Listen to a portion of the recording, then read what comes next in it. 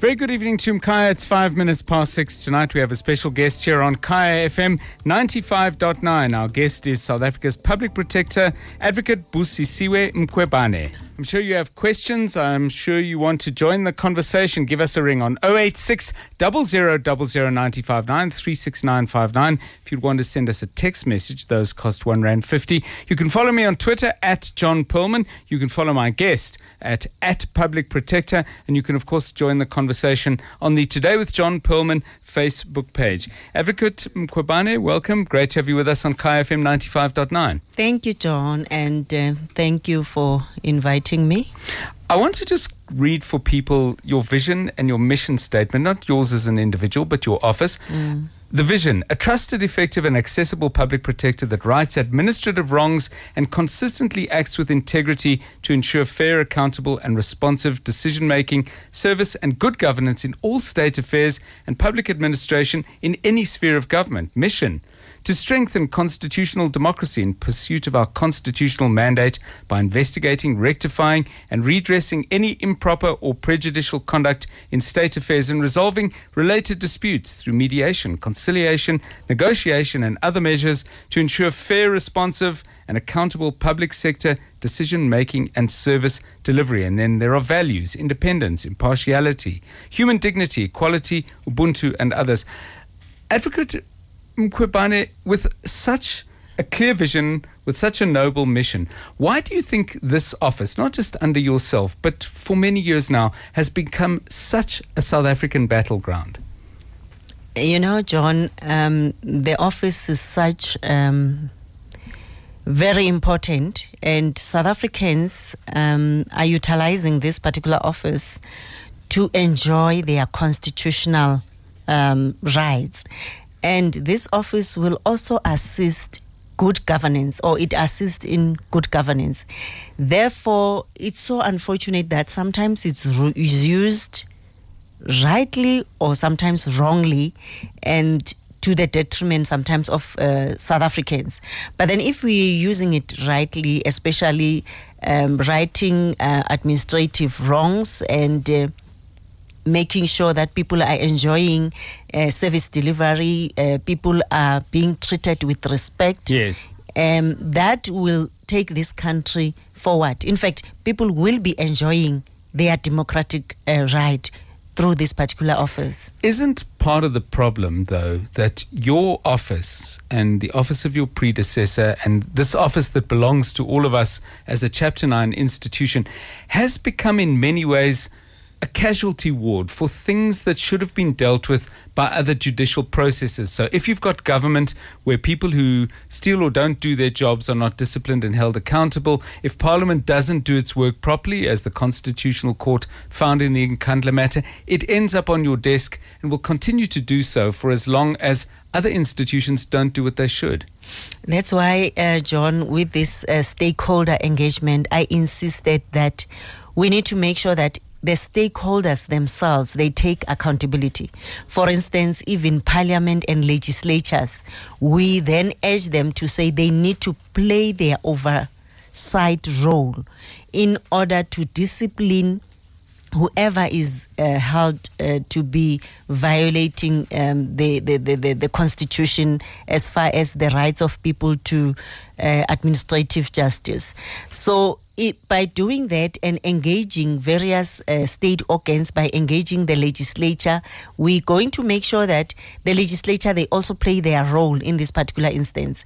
Hence, I'm also encouraging South Africans to say, this outreach and stakeholder is to say, as a South African, be empowered to take into account your councillor or your municipal officer yourself, so that when you can't succeed, then you can escalate it to the public protector. Again, encouraging municipalities, government departments to establish complaint section within their departments, within their municipalities, so that they resolve these issues within the departments before escalating it to the public protector.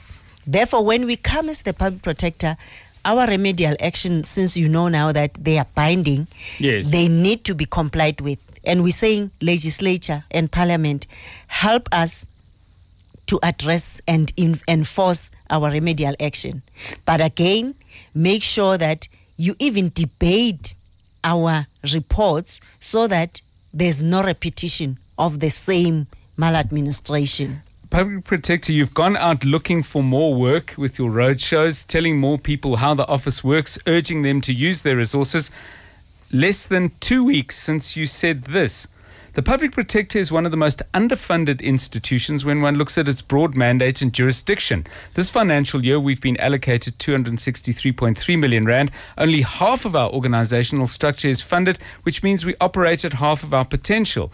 You then go on to say between November last year and January this year, we advertised up to 45 vacancies that must be filled urgently to help us deliver on our mandate. It sounds like an impossible situation because you're trying to urge South Africans to use the office and firstly understand what it's for. At the same time, you're crippled with being 50% underfunded and you've got 45 positions, which I'm sure you can't have filled between now and then. Thanks, John, for that question, and thanks for bringing that up. Our road shows and our outreach, I said even to the stakeholders today, is for us to go out there and even discussed with the outreach officials to say, we go out there and empower the local communities. This is not going to accept or to say, bring complaints to the office. We are saying to municipalities, deal with the issues which you are supposed to be dealing with. Have complaint sections within your structures where people can complain. But we're saying to South Africans, don't just go directly to the Public Protector.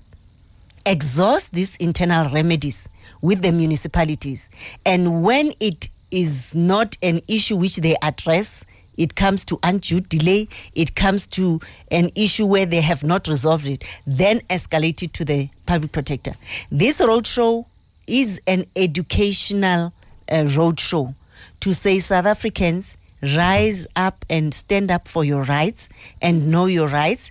Take on the municipalities or whoever you've appointed as councillors, engage them and request service delivery from them. Again, making sure that we don't have to resolve our problems by, unrests, protests, but we need to engage and resolve these issues at that particular level. You talk in that same press conference that you gave, I believe it was in Pretoria, on the 2nd of February 2016. You say, it's not surprising that my 7-year non-renewable term of office got off to a rather rocky start. What I did not expect, though, was the peddling of half-truths, fabrications, innuendos, and vitriol about me and my being. You personally in the office under yourself is already a site of political struggle, I think it's fair to say. You say you didn't expect it, but presumably you weren't entirely surprised. No, I was not surprised, John, and especially you correctly saying that that office sometimes is also has that capacity to be used as a political battleground. And I'm not surprised, and I'm ready for it, and I will be focusing on my job and what I'm expected to be doing to protect the public according to the Constitution and the rule of law. So I'm expecting whatever is happening, and I must say we're focusing on our work as it is now. You've spoken, and I'm paraphrasing you here, and if I'm misrepresenting what you said, I'm sure you'll correct me. But you have spoken about the importance of the office working with the cooperation of as many people as possible, that South Africans pull together in a direction that makes the work of your office perhaps more effective and certainly easier to do. I want to suggest something slightly different, that in fact your office should be unpopular. Your office should be constantly in an uncomfortable space, because that is the nature of your work, and that if everybody agrees with the Public Protector, it may well mean that either you're not doing your job or you no longer have a job. Isn't it in the very nature of your work to be disliked and to be buffeted by these winds? I'm not wishing it on you, but I'm sure you thought about this before you took the job. No, definitely I did. And John, I think I expect that the office won't be, in fact, my decisions or decisions we took as a collective won't be decisions which will be likable to any other person. That I expect. And I must say that working together, remember our constitutional mandate is supporting constitutional democracy. Therefore, we cannot work as an island. We need to work as a collective for the betterment of the country. I do expect that I will be taking decisions which won't be pleasing to any person. Other people will be saying it's fine. Other people won't be agreeing with me. But at the end of the day, we soldier on. I mean, you're a lawyer and of many years standing and obviously very good at your job and that's why you're in this position. But words are very, very, very important because the Constitution says state institutions supporting constitutional democracy. The preamble, though, or Section 181.1 says the following state institutions strengthen constitutional democracy. And I would suggest that if you're merely acting as a support, there might be an expectation that you'd be rather passive. Whereas my understanding of what the Public Protector has done is that in some ways it's shaped our constitutional democracy. It's a law precedent setter rather than one simply interpreting what's already there. Do you see yourselves as an activist body, or do you see yourselves more as an ambulance service? No, we serving both, yes. I must say, because remember there are those who will come to us as a place of refuge who've lost hope, but then there are those who, in fact, there are instances where we will have to set the precedents, as you are saying, and strengthening that constitutional democracy. But then I must say that in that strengthening of constitutional democracy, John, we need to find a balance because our work is inquisitorial in its nature. It's not accusatory. Yeah. Yes. So sure, we are not like a line. Yes, we are not like a court of law. We are not operating like a court of law. Mm-hmm. I mean, when we inquisitorial, it's an inquiry. You are accused, this state institution. We need to determine the facts. And after that, we take it to you, John, and say, John, there are these allegations about your institution. Can we get the following documents? Right. After that, when we compile a Section 7.9 where we're saying, John, you might be implicated on the following issues. Can you give us a different evidence to this, what we are having? Therefore, in that particular instance, remember, in a court of law, it's not that kind of a process. So in this one, we're working with you to find a solution. Once we issue the report, you know what the report is saying and you know what will be our remedial action. Therefore, in this instance, I will also be promoting a situation where when we finalize our report, the state institution has even internalized and they can implement it so that we are also not taken on judicial review.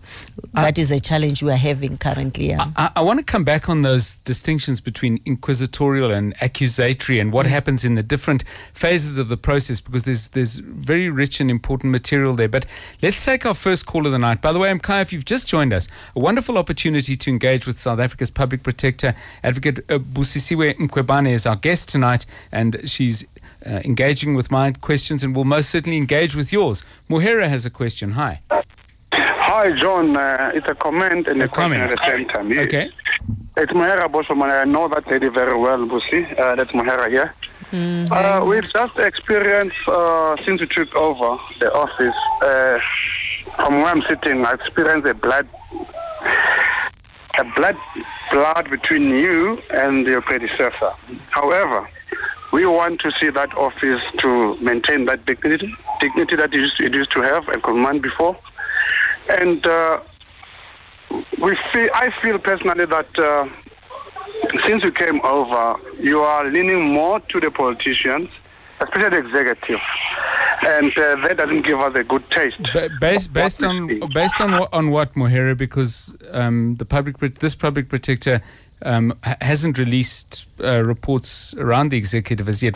Just share with us why you say that. I'm not disagreeing, but I want to understand better what informs your view. That report of the recent report that went out now for the last report from Tuli, state capture. Yes.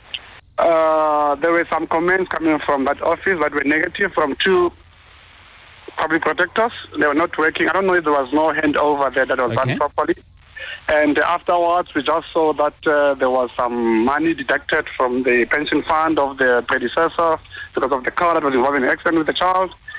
And there's no cohesion, basically. Okay. Great. Thanks, Mohera. We're just coming to the break. I know that Advocate Mkhwebane, the Public Protector, will respond to you in a minute. Our guest is Public Protector Advocate Busisiwe Mkhwebane, and she'd like to respond, I'm sure, to Mohera's question about relationships between yourself, Public Protector, and your predecessor. Mohera, thanks for that question. I'm glad you asked it, and I've said it several times that there's no beef between me and the predecessor. And we working as an institution going forward. If there's any need to consult with her on the work of the office, we will consult. But I must assure you and other listeners that there is nothing between us. But on the issue of leaning towards politicians, thanks, John, for just asking which report is that, because I've issued 3 reports up to so far. Mm-hmm. They are on our website, and all of them are findings against the government departments concerned. But then this state of capture report, I must remind everyone that, remember, when it was supposed to be released, the parties agreed that let's preserve the report. And it was my first week, we agreed that I will keep it under locks and key. That happened until the court ordered that the report be released. And if you can remember that after it was released, I issued a statement to say this after we spoke with Advocate Madonsela, because media was asking her a lot of questions about it. So I said to her, no, don't worry. I will issue a statement to say the report is the property of the institution. It's my report because I entered in that office. I take over everything which is there. Therefore, any question, send it to us. Now there's a judicial review, and I've indicated that I received the legal opinion on Friday. I'll be meeting the attorneys on Monday, and then we will come with the direction, what direction we will be taking. But again, assuring South Africans that I'll be doing my work without fear or favor. I'd be very intrigued to know, because if you rewind the tape to your predecessor, Advocate Thuli Madonsela's appointment, there were certainly negative views expressed as to whether she would be more gums than teeth, whether she would be somebody coming from a background. Some people suggested that she would be lenient, and of course she proved to not be that at all. Did you ever have a chat with her about that and say, you know, it sounds like you and I are in similar waters? Is that a conversation the two of you ever had? No, not on that one. No, we didn't have a communication on that. I mean, our communication was more on the business work and, yes, business, but we never had that opportunity to discuss that. Let's just explore briefly, Public Protector. One of the issues around your office and Advocate Thuli Madonsela was the question of her liability for costs associated with fixing damages to a state car that was in an accident in 2012. The Auditor General, I beg your pardon, Kimi Makwetu, has said there should be an investigation as in regard to the costs that are being mooted. He's quoted as saying such a high amount was not raised before. He says it started out being, this is paraphrased by the way, I shouldn't imply it's a direct quote, that the costs were around 53,000, and he's wondering how the costs got up into the 400,000s. Can you shed any light on that? Because my understanding is the car was not written off. John, I must say that when I started, in fact when we were supposed to discuss the issue of the gratuity of the former Public Protector. Remember, in any state institution, when you are supposed to be leaving, we need to check all your liabilities, Sure. and make sure that when that money is paid out, everything has been paid. And most state institutions won't even be releasing your pensions, but in this instance, it's a gratuity until such time all the debts have been paid. I must say that it was not a deduction. That money was kept to make sure that we resolve this issue of legal state attorneys as required by National Treasury regulations, to say if the accounting officer is not sure about the liability, the accounting officer should approach the state attorney. The amount, Advocate Madonsela as well wrote to the accounting officer, which is the CEO, to say, can I have an itemized billing? Why Yes. so much money? Indeed, the accounting officer approached G Fleet, because this is a government garage or Right. property. They sent us the itemized billing, which was that 452, something like that. Yeah. So that's when we discovered that amount, and that was shared with the Advocate Madonsela. So again, John, let's wait for the state attorney, because it's a treasury related matter, and that money is not the public protector's money. It's a state money, taxpayers' money, and we need to comply to the Public Finance Management Act. I mean, presumably that thing from G Fleet, which I guess is the short name for the Government Fleet Management Services. Yes. They would have to, if they said that the bill is 420,000 rand, they would have to show that they went to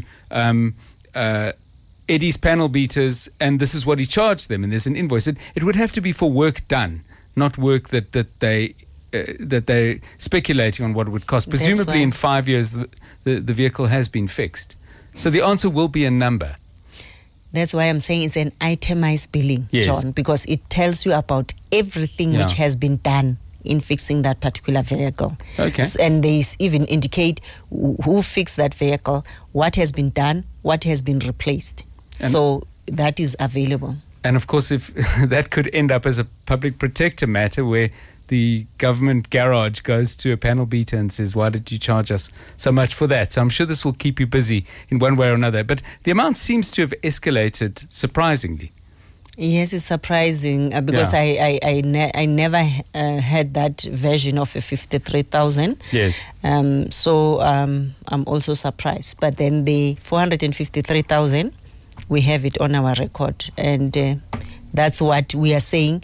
In case the state attorney is saying release the 453,000, Advocate Madonsela is not responsible for it. We will release it, and we have the proof from the state attorney that we've done this according to the law, and the government fleet won't come back to the public protector and say, pay us so much money for the damage in that particular car. 086 0000 959. Snega is joining our show, calling from Kagiso. Solly, we'll get you in a moment, but Snega first. Good evening. That is on mine to the public protector. I think we all know that we are vulnerable economically, right? And I'll make an example of what we've seen today in the news. The community in Umzombe municipality in KZN, they are fighting the developer because the developer has come to the community, is building a mall. The community is not involved, so they're up in arms with the developer. There's an interdict to say people shouldn't stop the developer because community want to benefit the economical. So I want to ask the public protector, in terms of assisting the community not to be so vulnerable anymore, where she's able to see that this community is vulnerable, is the public protector able to go and intervene, even if she's not called, but she can see that there's a need for her to protect the particular community? Can she able to do that without being invited to do so? Snega, thank you. I mean, it's a good opportunity, Advocate, to get give us a clear sense of what your office does and what your office doesn't do. Because clearly there are issues that are of national concern, but they may not be your brief. So perhaps a specific response to Snega, but then a more general outlining of the boundaries of what you deal with. My understanding is you deal with matters where government is involved and nothing else, but I could be wrong. No, you're correct, John. We only deal with instances where government is involved, a government in the form of departments, municipalities, state institutions, like your organs of state where we are involved.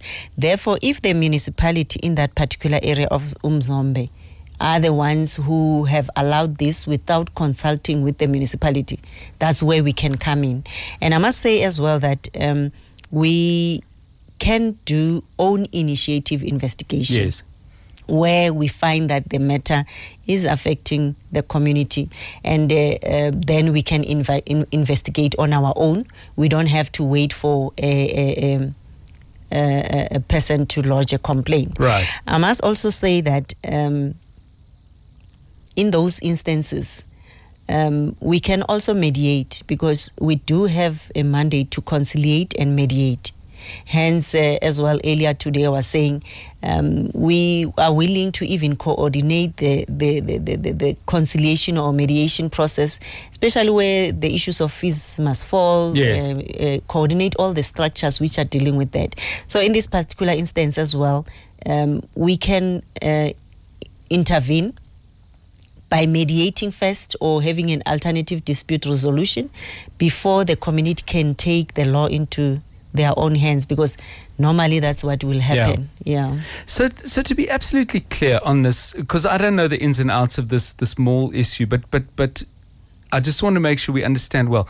If there was something in the decision to for example, give planning permission on the mall that was wrong, that would be your area. If there was a council agreement that 50% of the building and the contract work should go to local people, that would be your issue. If the contractor, however, took a decision to hire people from 60 kilometers away and didn't hire local people, that's an issue between the community and the contractor. And if no government agency has a footprint on that decision, then that's we away don't from. have any. Okay. any I think the reason I'm going into this in some detail, listeners, is because people will go to the public protector's office, and I think we want to avoid a situation where people say, "Well, I went to that office and I got no joy," and maybe you should have been going somewhere else. But we'll explore that as the show unfolds. Solly's in Leondale. Hi. Hi, John, and hi to Mkhwebane. Good evening. John, when Zuma was hard at work in engineering the humiliation of Thabo Mbeki, he kept on saying that there was no beef between them. Yes. But and Thabo Mbeki suffered a lot under that. And then when the PP is saying there is no beef between her and Thuli, I'm reminded of that, because Thuli issued the statement last week to say that she sees things differently, but she keeps saying there is no beef between them. And then secondly, I want to advise her that she must take public perceptions seriously, because once it is sour, it is going to make it difficult for the public that he ought to represent, to trust her and to take matters to her. So, Solly, can I just ask you though, why would you assume that what passed between Thabo Mbeki and President Jacob Zuma necessarily means that the same thing is happening between the two advocates, the former public protector and the current one? I mean, what is the basis for your deduction that the one necessarily means the other one is happening? Number one, John, what I expect from whoever that is representing the public, whenever the media is reporting about something negative about that person, should immediately rebut that. But there are things that are reported about her, especially when she assumed the office, to say that when she entered that office, she wanted to in a way discredit her predecessor. And then she didn't say nothing, and then that thing entrenched that perception that she's up to something, but she keeps saying there is no beef between them. Okay, thanks, Solly. I mean, it's interesting. Solly says you must pay very careful attention as to what people are saying about you. Pareki on Twitter says exactly the opposite.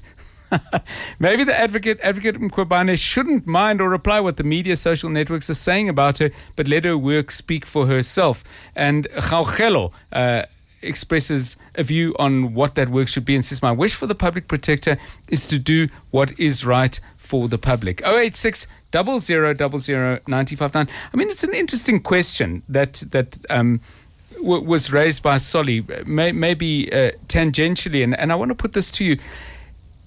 presumably you are going to do things differently to the previous public protector. And if indeed you are, maybe tell us how you're going to do them differently. And presumably there's nothing wrong with that. I mean, you would expect two incumbents to have different visions, different missions, different personalities, and different ideas of what they think should be done with limited time and limited resources. So if there are differences between the way Advocate Madonsela went about things and the way you intend to do things, maybe spell those out for us and, lay them open for discussion. There is no necessity that those should be anything sinister. Thanks, John. I think you've already answered the question. You're asking it, but you've already answered it. I mean, I have indeed my vision. Yeah. And I said it, that you remember when I was asked whether I'll be able to fill her shoes. And I said, I'm bringing my own shoes to the picture. I've got my own vision. I've got my own style of work. And I said I will be building on what she has done. In fact, all three predecessors. Taking and broadening access. That's what I said. Taking it to the grassroots. And I would want more South Africans to be empowered, to be able to take issues onto their own hands. I know that sometimes media is more concerned about the high-profile cases, which is okay, but as well, let them come, which my predecessor also did. A lot of cases at the grassroots level to deal with service delivery issues. And I must say that indeed we have different styles as people. We won't have the same way of doing things. She has done her part. And I must say to South Africans, I think a lot of people started knowing about that office, yes, during her term, but towards almost the end of her term, 3 years or 4 years down the line. So again, it's so unfortunate for me because I entered the space when everyone knows about the office and they had expectations, which I will be able to meet. Do you think one of the differences between you and this brings me back to something I said we'd return to, this difference between the inquisitorial style, which is to find out, dig, inquire, to take it away from its legal terminology, and you're saying it's not an accusatory style. I would suggest, and I'm not being legally precise here, that when your predecessor presented her reports and presented findings and remedial action, it may not have been accusatory, but it certainly reflected a very decisive view on where wrong was done and by whom. It was phrased often very gently, very diplomatically, but you left in absolutely no doubt that MEC Perlman had done X, shouldn't have done it, is guilty of the following, and ought to put it right in the following way. Are you suggesting that perhaps won't be your style, or can we expect you will be as unequivocal in your findings as Advocate Madonsela was, should you make them? It will be exactly the same. Yes. That one, I mean, it's according to the law. Mm-hmm. What I'm saying is that inquisitorial as well, she did it the same way. Remember, we've got Section 7(9), where after finding out that you have something against the person, give that person an opportunity to respond to that. But then the findings will be very clear. The remedial action will be righting the wrong, and we will be making sure that that wrong doesn't repeat itself. So on that one, definitely is the same. We're coming to the end of our show on with our public protector, Advocate Mkhwebane, and I see the lines are jammed. We're going to get to them in a moment, but you just wanted to respond, Advocate. You mentioned this in the break, to the other point that Solly asked about why you don't respond when suggestions of conflict find their way into the news. Yes, in fact, during these 100 days, that's what I told myself, let's work, let's focus. And now I'm available to clarify issues, but solely we need to do the work. We can't respond to each and everything, but I'll find an opportunity to clarify issues which are out there. I think my media team will have to work hard and clarify issues which are out there, which perceptions can be created and which are wrong. Okay, let's go back to the lines. Touch has been holding in Germiston. Sorry for the wait, Touch, but welcome. Go ahead. Hi, John, and the good advocate. Yeah, John, sure. I just want to ask about one of the recommendations that the former PP made regarding state capture was that the Chief Justice will appoint a judge in the commission. Now, what I want to find out from the PP is, doesn't he have a problem, because the president raised the concern that no, obviously he wants to do it because according to the law, he's supposed to appoint a judge. As the PP, doesn't he have a problem when the president wants to appoint a judge who's going to be judging in his own case? Because I think that's one of the legal principles, that you're not allowed to be a judge in your own case. Okay, thanks. Touch from Germiston. Let me take one more call. We'll take them in pairs just so I make sure we get through them, and we'll give Advocate Mkhwebane a chance to respond. Lunwabo, Pretoria. Hi, Lunwabo. Good evening, John, and to Advocate Mkhwebane. My question is just simple. On this matter, on the damages of the vehicle that was used by Advocate Thuli Matonzela, which, if I get it correctly, is to the tune of about 400,000. So this vehicle, if it was insured, normally the insurance pays the damages, but the owner pays a portion, what is called the excess. Now, is this 400,000, I'm just rounding it off at 400,000, is it the excess portion or is this the entire damage? If it's the excess, it's the entire damage. What is the excess, which I think probably is the amount that the previous public protector should be liable for? That is. Okay, Lunwabo, thanks. And just on the subject of that vehicle issue, Daniel on Twitter says 453k to bill to panel beat a car. What was changed? Engine and gearbox. I think the bill should be investigated. It's too high. So 2 questions. The state capture report. Can the president choose a judge in a matter in which he's so clearly implicated by the report as it stands? In Lunwabo on the car. Over to you. Touch, I think on the state capture, we received a legal opinion on that, the provisions of the Constitution, which is granting the president to appoint a judge for judicial inquiry. And then, as I said, on Monday, we will be releasing a statement after meeting with the attorneys on the direction we will be taking, because we do have the legal opinion now on what we need to do. And then the issue of the damages. A suggestion that maybe there's excess involved in that should come into play in determining the quantum. The cost, so that 400 plus is the cost to repair the car. And remember, that car was driven by the son of the public protector. And there was a legal opinion which G Fleet acquired, where they said he is accountable for the damages in that particular matter. I think they repudiated to pay because possibly she even said it herself. She didn't give her son to drive that car. And insurances, possibly that's why they didn't pay for those damages. So I think in this particular instance is that issue where the insurance never paid. Let's just go to the lines. We'll take a couple more calls. Bongiwe is in Randburg. Hi, Bongiwe. Hi, John. Thanks for taking my call. I think that I also wanted to ask about the same thing related to the public protector's car. Mm-hmm. If I remember well, that accident happened somewhere a while ago. 2012, I think, yeah. Yeah. What worries me is, again, the issue of perception. That this thing happens then. The accounting officer only brings it now, and unfortunately coincide with the new public protector's entrance into the office. Why didn't he raise this while the public protector? Because that was their responsibility. Whoever is sitting at the office who had to manage this thing when the owner was still there, so that there's no perception created that it's driven by other things. That when we start, when the perception is out there, it's very difficult. Now it looks like she is actually fighting the former protector. She's trying to find anything to dig into her time in office. Okay, Bongiwe, thanks. We'll get your response to that. One more call. Tabo Midrand. Hi, Tabo. Hi, John. How are you? Fine, and you? Good, John. Mine is just simple, John, particularly to public protector regarding the accusation that she was the spy for SSA.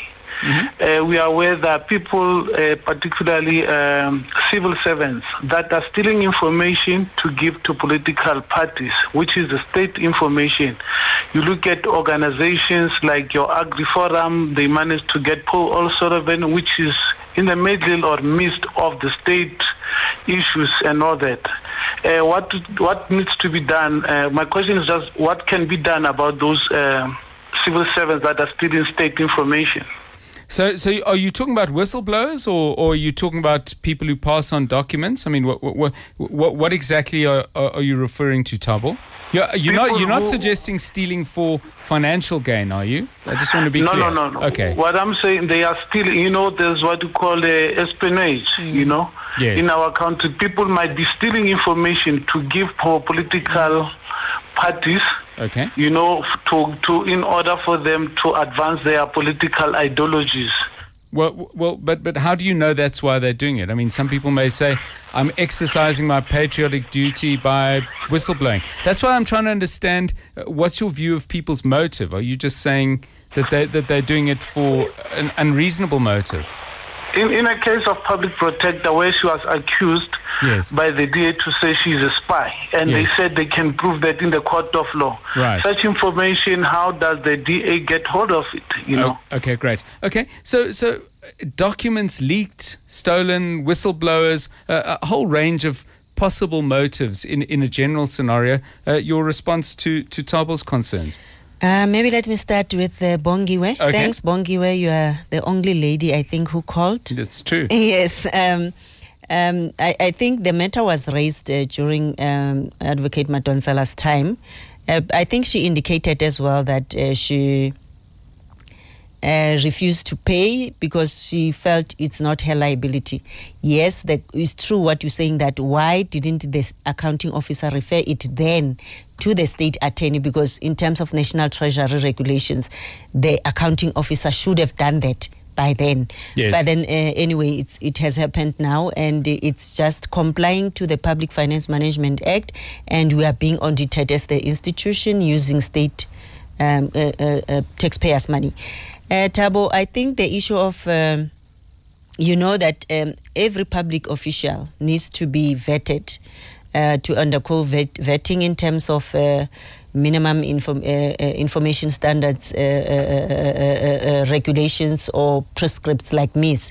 So I think those issues can be addressed by making sure that officials of government are vetted and they know the dangers of sharing information which they are not supposed to be sharing. Because sometimes, yes, they might share it for political gains, but sometimes they might share it to external institutions which might have a serious detriment to the country's safety, which might not even affect those people alone, but it might affect the country at large. But who would determine that? I mean, isn't that a very broad test that you're setting, Advocate, to say this is to the country's detriment? I mean, South Africa has gone through these conversations pre-democracy and post, that the definition of the national interest is in some ways contested political space, isn't it? And you could have diametrically opposed views on it, and neither would necessarily be wrong. That's why we have state security agency, John. That's their mandate. That's why they need to make sure that whoever is working for government has undergone that particular process. But then on the issue of the leaks in the office, we are working hard to make sure that our systems are dealing with those so that we don't have more leaks anymore.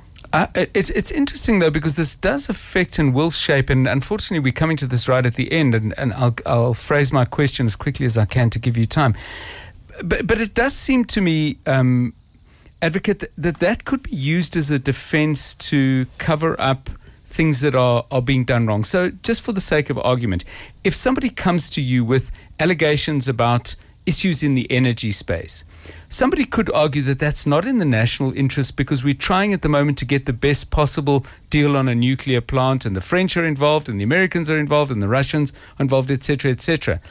Those are two competing goals, and I wonder, do you think it's even your job as public protector to try and balance them? I mean, surely if something's put on your desk, you look into it, or would you consider the national interest before you decided how to investigate? No, John. I think I was just clarifying to say Yes. state security agency, because I was accused of being a spy, but I'm saying state security agency is their responsibility to be able to vet and make sure that documents are classified. But in this instance, anything which is brought to us for investigation, definitely we will investigate. We won't be saying this is against national interest, because it's information we need to use to come to a conclusion. Would you feel obliged, though? Let's say, for example, I come to you and I say, listen, I'm concerned about this and that, and you know that my acquiring of those documents could have involved some sort of breach of correct procedure and even of the law. Would you feel obliged to let the State Security Agency know that, listen, this has come across my desk and I have no idea how this person got it? Or do you consider yourself in the role of almost attorney-client privilege? We'll have to maintain that attorney-client privilege, John, because remember, as an institution, we also have the mandate to deal with protected disclosure, act, where we encourage whistleblowers to come forward. So how are we going to be exposing corruption and maladministration if we will then have to consult? No, definitely we won't be doing that. Boy, we're at the end of the show. I've got 12 other questions. We had to sideline a number of callers. Hopefully we can do this again when your job's unfolded another many few months, and perhaps we can invite you back. But Public Protector, many thanks for giving us your time on 95.9. Thank you for giving me the space and time to explain myself. I hope I was heard and from the horse's mouth. Yeah. We'll do it again. Doing it again is Mvangeli. He's got the very latest on the traffic. I'm John Perlman. Have a terrific Thursday night. By the way, we've been filming this. We'll put it up on our YouTube channel. We'll send you the links. And if you didn't get a chance to hear all of it, you can watch it as well. Good night.